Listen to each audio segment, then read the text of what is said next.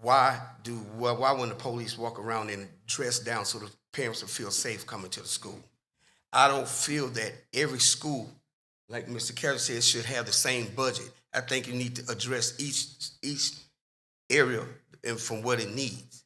Because of Hardin High School don't have a turf field, so they have to buy grass seeds and all that. So RJKL got a turf field, so there's money going towards a turf field. And then number two, with $1 billion in the bank, why is it Hardin High School got to get somebody to fund their weight room? Okay. Thank you. I think it's Mr. Fountain, then it's Ship, and then it's you. Okay, thank you. Yeah, one of the things too is that we're talking about, because teachers want to move to an environment that is more conducive environment. And so oftentimes teachers will try to move from a non-affluent area to an affluent area, like we're to the better schools, right? Because that's a kind of a natural type of thing, even though they should be loving to be able to teach the teacher that have the disadvantaged the most. The other thing is that we ought to be focused in our funding, like both of these gentlemen said. I think it's more that neighborhood schools. We're putting a lot of focus on these magnet schools and busing people around when we ought to be more focusing on the neighborhood school, where you can have extracurricular activities, where you can bring your community together more, and that's going to be able to, I think, invite more parental involvement. And I think that's going to be should be a winning thing, to be able to help boost up these things, where rather than having our D and F schools continue to increase. Yes, I want to answer the question about what are we doing in low-performing schools. I want to answer that question. First of all, we hired a superintendent that's highly qualified and truly understands the work. There is a plan in place for what we will do to address low-performing schools.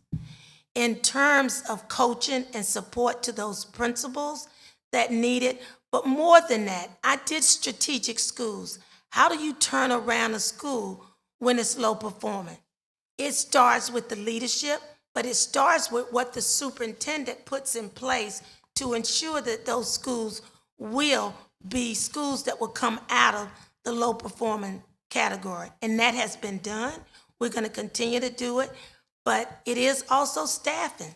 We got to get the right principals in the right seat, the right teachers in those schools, and we got to ensure that they have what they need, materials and resources, to be effective in turning those schools around. And that is the work. And that is the work I think we're greatly looking at now, to close those gaps in those schools. Thank you.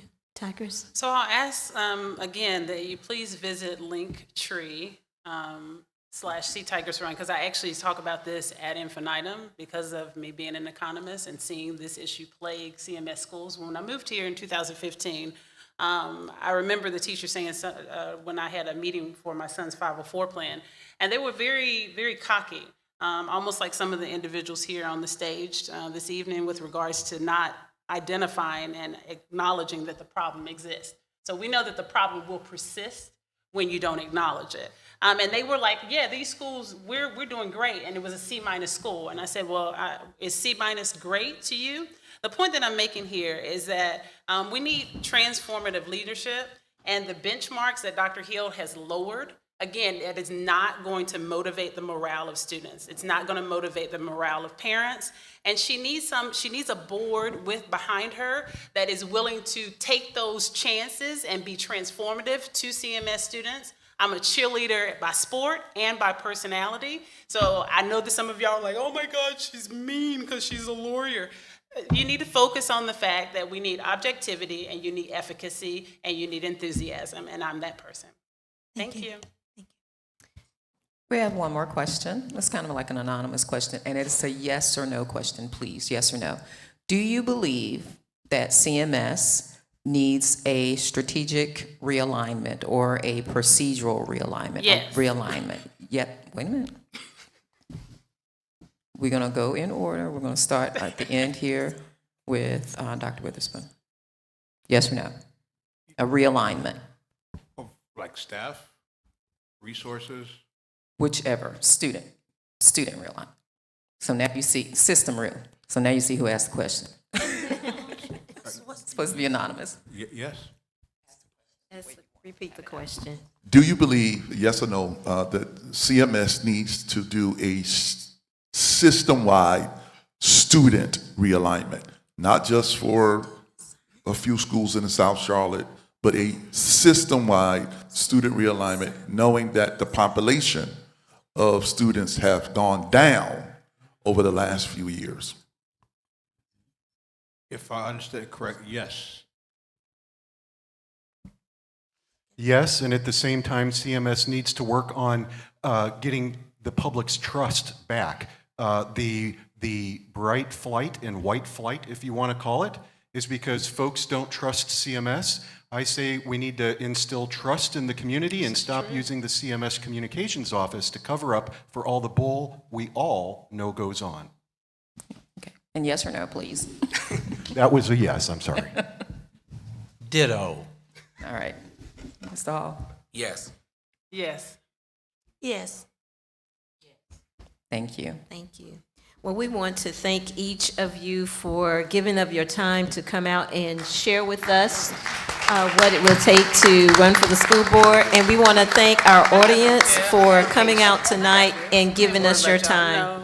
This concludes our forum for this evening. Thank you. Have a good evening. We're good.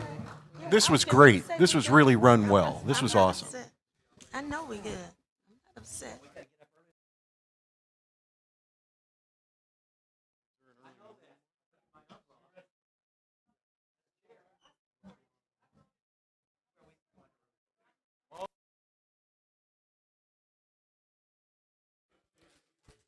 Hey, before everybody leaves, I want to thank a couple of more people. I want to thank, first of all, the shepherd of this house for offering up the space. She's done so graciously each and every time we've asked, and they have just been so diligent, especially with the sound work and our technology and our requests. So thank you so much for that. Thank you to everybody that bought snacks. And thank you all to everyone who was so attentive and patient with us. Have a great night. Be safe.